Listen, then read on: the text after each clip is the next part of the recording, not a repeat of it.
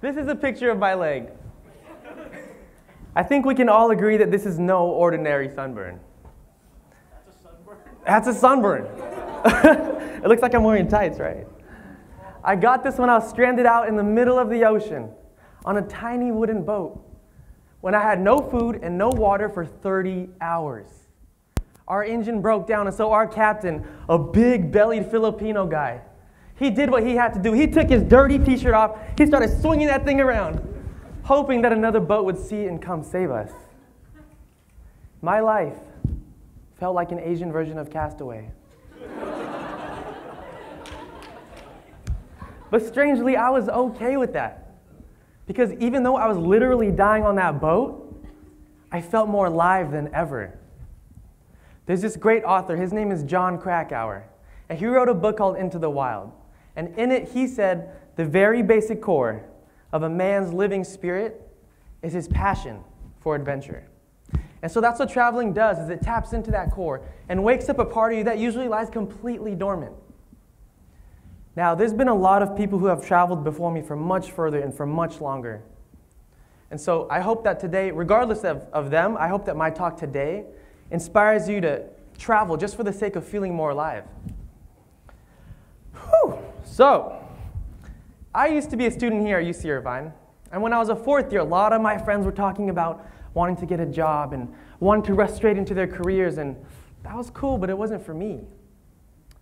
See, I figured I could always work, but I might not always be able to travel, right?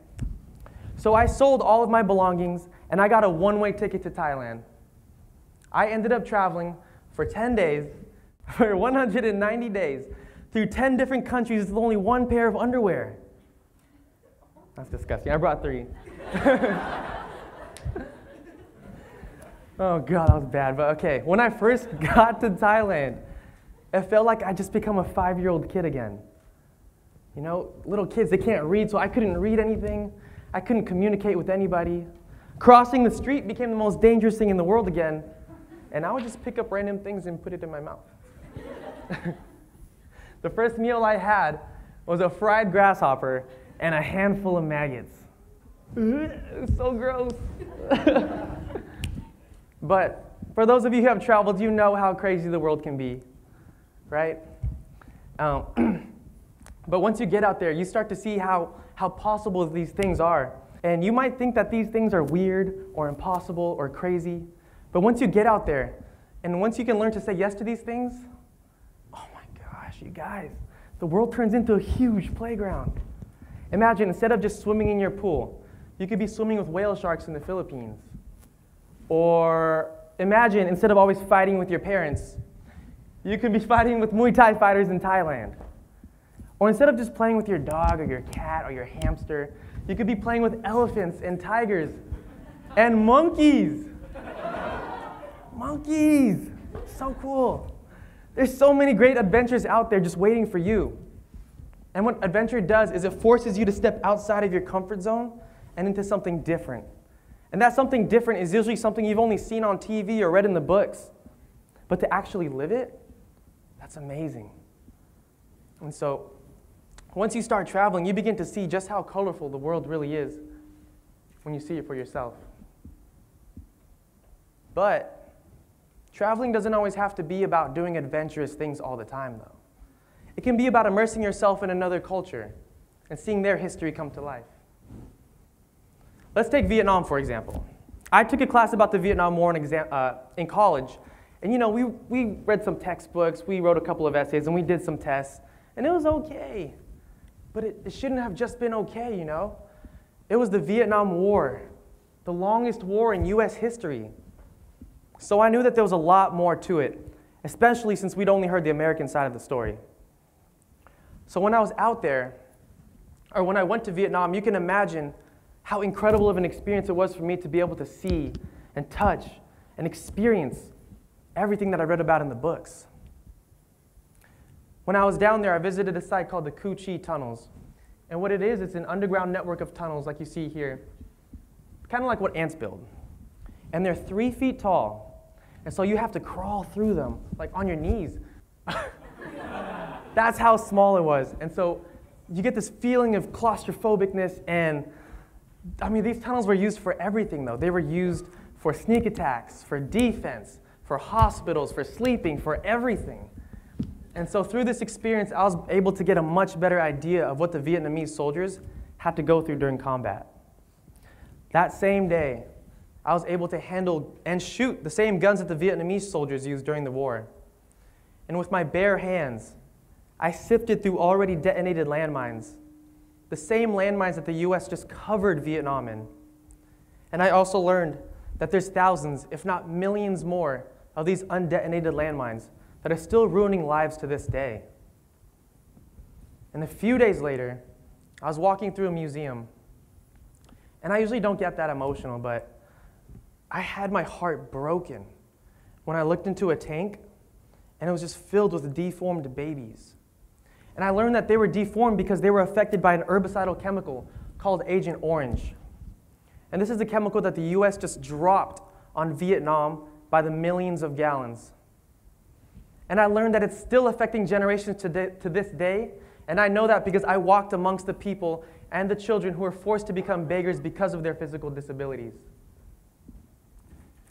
To see that side of Vietnam was just such an eye-opener for me. And that's something I could have only got by going out there. Mahatma Gandhi, he once said that if all enemies were to step into the shoes of their adversaries, then all misunderstandings and misadventures of this world would be solved. And for that reason, I firmly believe that using travel as a means of education is one of the most important things that anyone can do in their life. Not only to see history come to life, but also to be able to imagine and feel and respect another culture's point of view. Whew, so that's kind of what my trip was like. There's so many, I don't even know where to begin. There's just so many emotions that go into travel. And it definitely has its ups and downs too, don't get me wrong. But if I can do it, then you can do this too. But your trip doesn't have to be like mine though.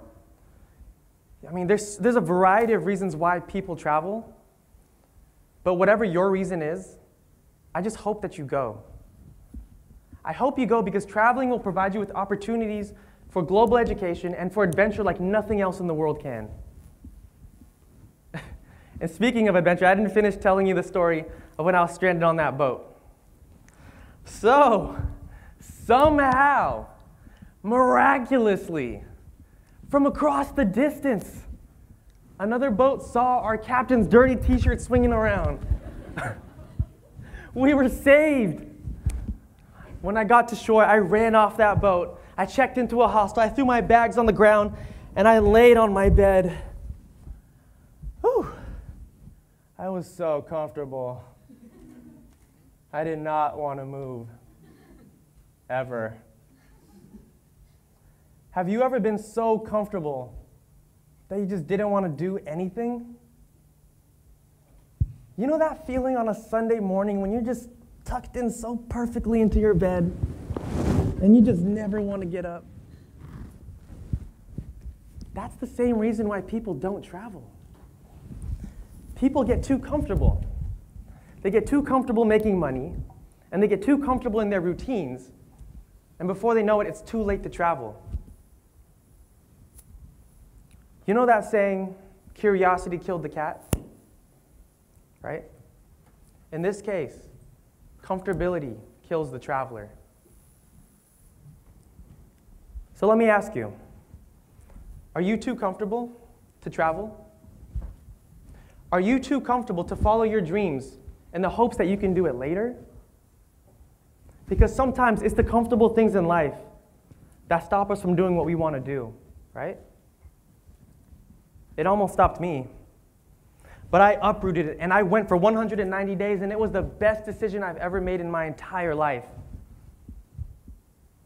Don't get too comfortable. Go out there. See everything that you want to see. Thank you.